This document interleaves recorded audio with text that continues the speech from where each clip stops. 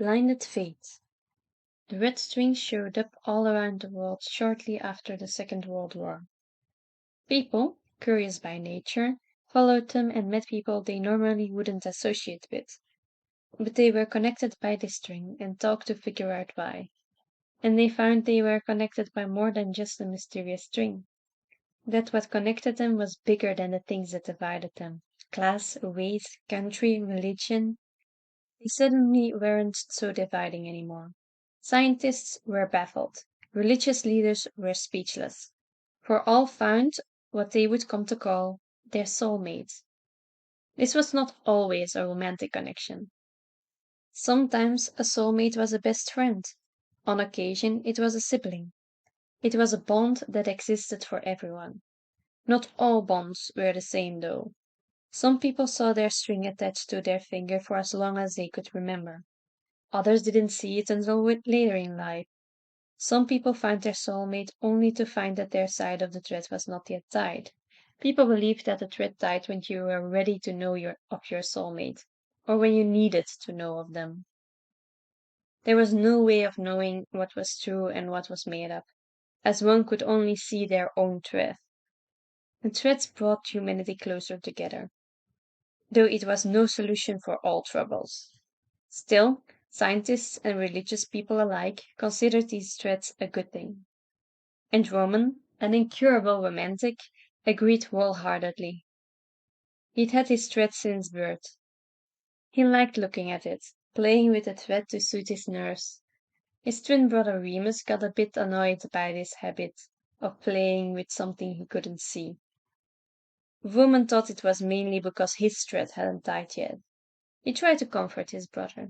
They were close and got along well. But as the years went by, Roman could tell Remus started to worry that he didn't have a soulmate. Remus struggled to make friends, something Roman had no trouble with. And Roman defended his brother against bullies when he could.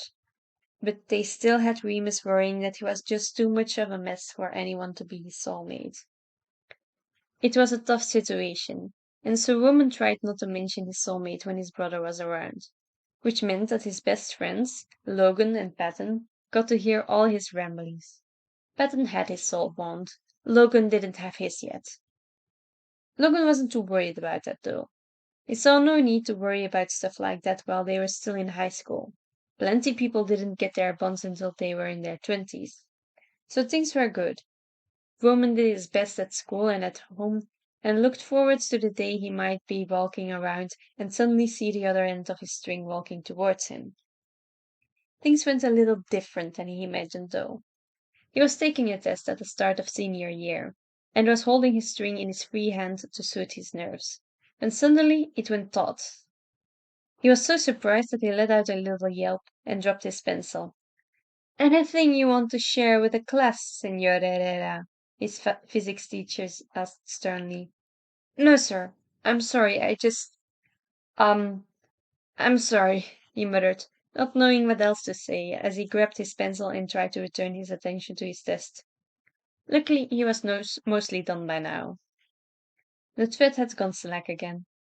Okay, so maybe this meant that his soulmate, wherever they were, was now tied to him too. Maybe that was what he felt. He'd never heard of it, but maybe that was because you'd have to be holding the thread like he'd been at the exact right time to feel it. Yeah, that made sense. He finished his test with a smile, imagining how somewhere out there his soulmate was telling their parents about the thread appearing. He hoped they had lovely people around them to celebrate it with. After he handed in his test, he was allowed to keep himself busy until the end of class. There was no point in doing anything new before the bell rang. So he opened a blank page in his notebook and noted down some stuff to put in his soulmate's journal later. He'd started one when he turned 16. Things he wanted to tell his soulmate about later. Then suddenly he felt another tug. Oh God. Without thinking, he tugged back. There was a long pause, and he started to wonder if he had just imagined it, when there came a series of tugs. A brief pause, and two more tugs. A longer pause, and then it started again. Woman's heart raced. If this was what he thought it was. He opened his phone and looked up Morse code. Then he wrote down the pattern as it returned. H-I. Hi. Oh, by all the stars in the sky! This was really happening! He quickly wrote down a short message in reply, translated it, and sent it back. Hola! How are you? He just talked to his soulmate for the first time. And it was such a lame thing to say. He'd written pages upon pages on what his first words will be. But he couldn't be too upset about it since he got to kind of meet them before meeting them. He could find out if they were close or on the other side of the world. He was so lucky his soulmate was so smart and brave to try and reach out and think of a way to communicate. Better now. You? Latinx? Oh, had his soulmate been having a bad day and their bond showing up made them feel better? And they picked up on Roman using Spanish to tell something about himself in as little letters as possible.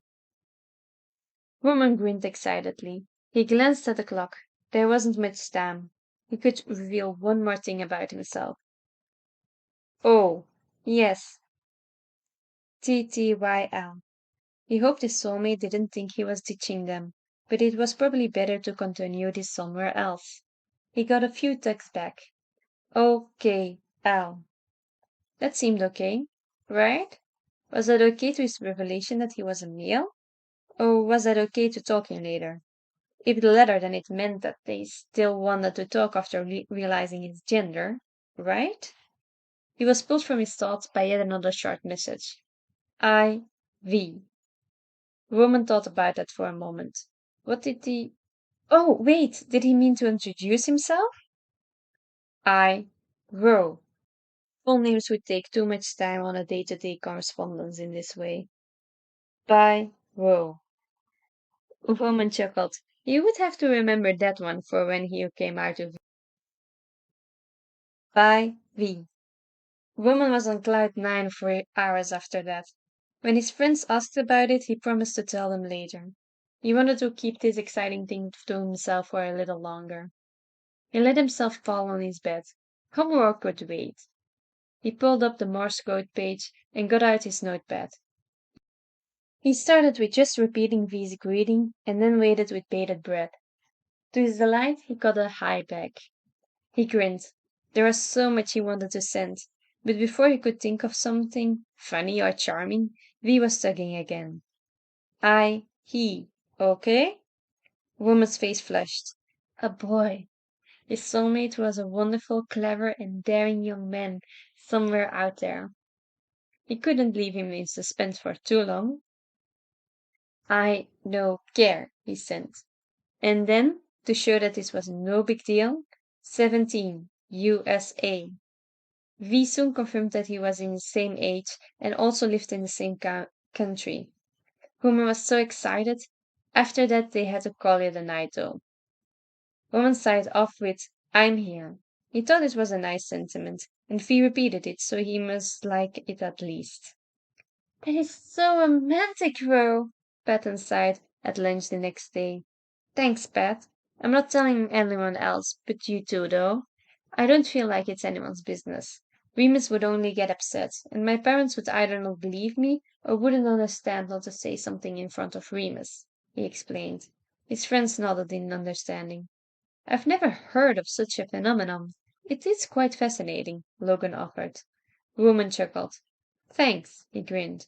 I can hardly wait to meet him face to face, but I will have to.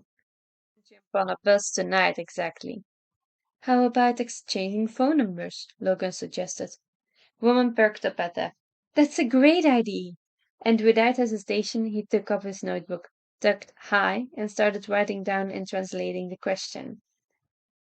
Luckily, he got a response back, which made him hopeful they were in the same time zone on top of being in the same country. That would be amazing. His shoulders sagged when he got a reply to his request. He sent back a no prop, I'm here, and then put his things away. He's not ready, he sighed. He wasn't mad, but a little disappointed. Well, that is understandable. He's only been connected to you for 24 hours. He might still need some time to process. And a phone number gives way to not just more frequent messages, but also to phone calls, which would give you a voice, and video calls, which would give you both a face. To some, that might be too much too fast, Logan pointed out wisely. Woman hummed. He had a point there. That evening he messaged V again after homework, and they talked all night about interests and stuff. V was also a Disney nerd, and he liked that woman loved performing. He called it brave. They messaged back and forth until probably much too late, but it was Friday, so who cared?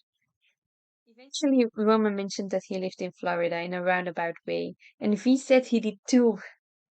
It was then that Roman made a decision. He'd meet V by the end of the year, and they'd share a prom together. He didn't care what it took. He knew there were special tickets you could purchase through your state website that allowed you to travel to your soulmate and back once. He'd use them to follow his thread and ask V to be his date to either of their proms. They could go as friends, of course. Would go as friends. But he wanted to go to his senior prom with his soulmate. Time passed, and Roman's plans grew more and more solid. V hinted at wanting to meet soon too. He joked about not giving his address so Roman could have his epic quest to meet him while Roman never mentioned intending to do so. V V already knew him. It was almost Christmas. They'd been messaging back and forth for 3 months now, and V knew him. Their conversations flowed as easily as text messages. Roman didn't need to consult his translation key anymore at all. He could just have a conversation with his soulmate without anyone who didn't know about it realizing. He still took care not to do it too much in front of Remus. Things hadn't changed for his brother. And then, we need to talk, Remus announced, when Roman found him sitting cross-legged on his bed. Roman stood in the door of his room, not having expected his brother here. He just tried to contact V. Holidays were hectic for them both, and it had been hard to talk. It had been 2 days since he'd heard so much as a good night. They sent out their usual goodbye, so V would know something came up. You don't need to hide it. I know you've been playing with it a lot lately, Remus states, not quite looking at him. Oh, Roman mutters. Clearly he hadn't been as careful as he thought. Sorry, he said as he sat down next to Remus. At that his brother looked up. You don't need to say sorry for being happy. I've seen how elated you've been the past few months. Something happened and you didn't tell me because it's to do with your soulmate, doesn't it? He said, almost accusingly. Roman blushed. Well, I know it upsets you when people bring it up, and you don't like it when I touch my thread, he said. Remus relaxed. You've been You haven't been talking to me because you didn't want to upset me with the things you wanted to talk about? He asked. Roman thought back. He supposed he had been a bit more distant lately. He just wanted to talk about V to anyone all the time. He hadn't met him yet, but he felt it. He felt like they'd known each other forever. He wasn't quite sure yet if how he felt about him was romantic yet, but he was ecstatic to find out. And he hadn't been able to talk about it with Remus. Even to Logan and Patton he'd been holding back because he didn't want to annoy them. Just sticking to conveying V's greetings every once in a while. V knew about his close friends and his brother, by the way, and he knew about V's older brother and his best friends. He knew V was bi and V knew Ro was pan. Both their families were supportive of that, which was good. But back on the topic at hand. Yes, I suppose you could say that, he nodded. Remus let himself fall back with a sigh of relief and then groaned in complaint. What what is going on, Remus? Roman asked. It's stupid. I thought I thought you maybe didn't talk to me anymore because you were embarrassed to have someone untied sharing your face, he muttered. Roman grabbed a decorative pillow and smacked Remus with it. One, I will not have you call yourself that. It was basically a slur, and Roman hated it. Second, tons of people get their connection late. Lots of awesome people were in their 30s or something before getting tied. You have time, Remus. Until then, I just want you to be your chaotic self, okay? Woman insisted. Remus looked up at him and smiled.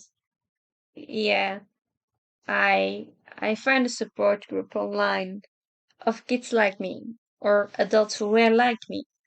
One said that it happens when you are ready. I chatted with a few in private, and I think I kinda need to love myself first. I guess it's not fair expecting a soulmate to fix me. I need to believe that I don't need to be fixed first. I need therapy, bro. I already have an appointment.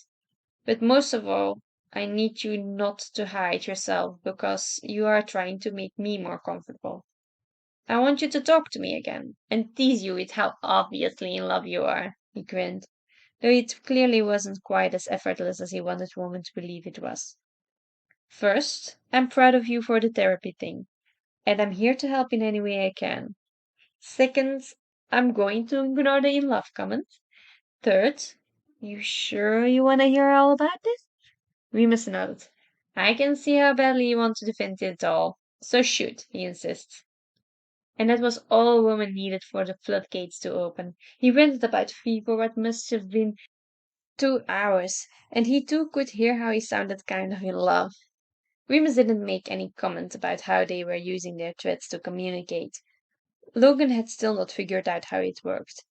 Remus just took it in stride. Then the doorbell rang. I'll get it, Remus announced. Their parents were out for a bit, so it was just them. Roman sat down in his desk chair while Remus headed to the door. He looked at his journal, full of his plans for when he'd meet his soulmate, and now too all he'd learned about him before even meeting. Would it be too much if he learned his favorite flower before asking him to prom?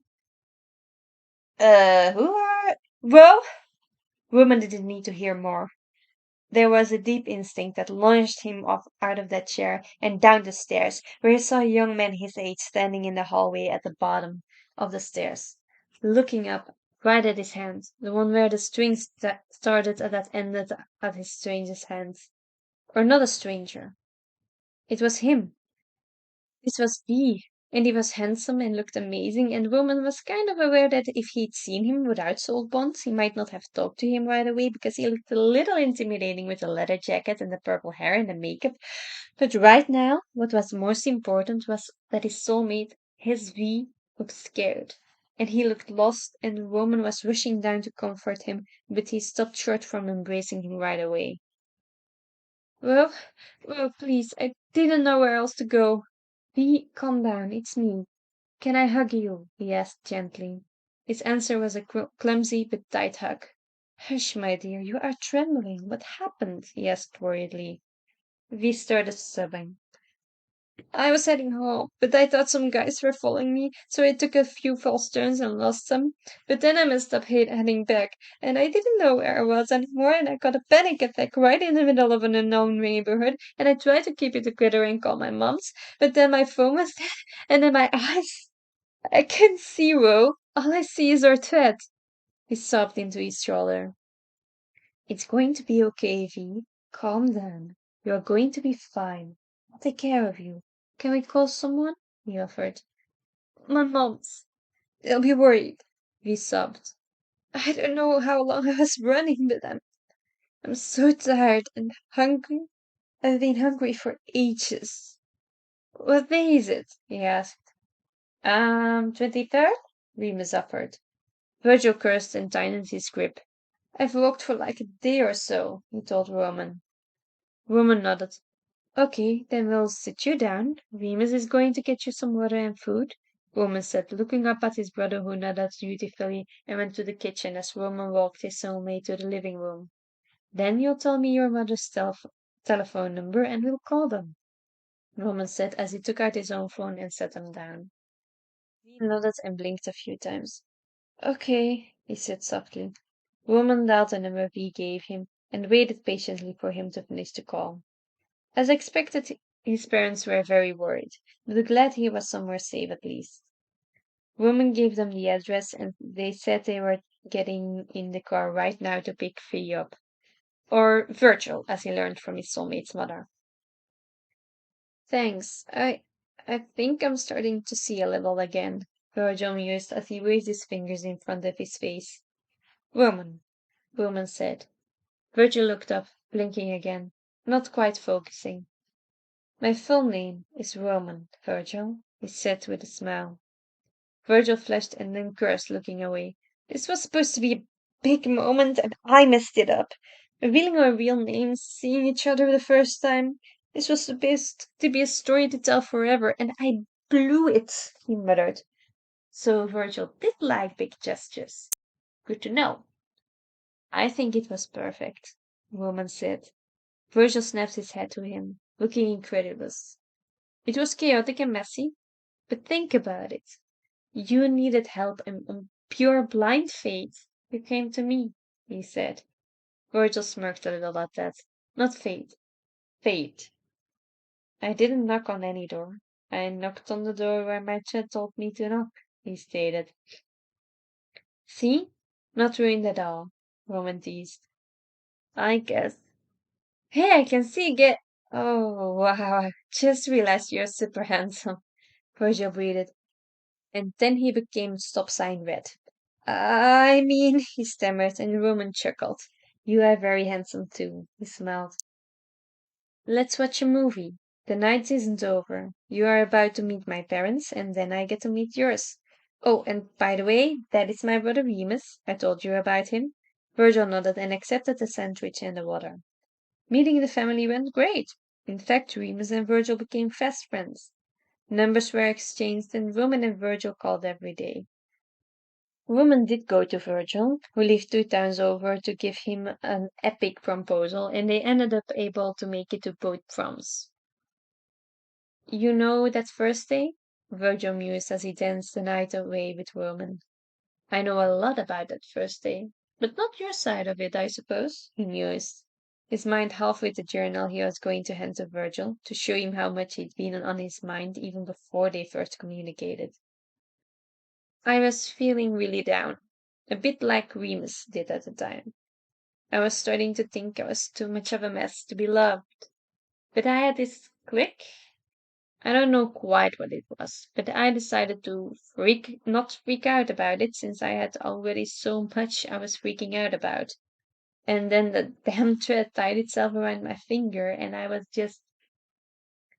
was happier than I expected to be. I just had to touch it. And then you pulled back, and I was so excited to know that you were out there. I'm glad you are here now. Virgil smiled. Roman blushed a little. Always.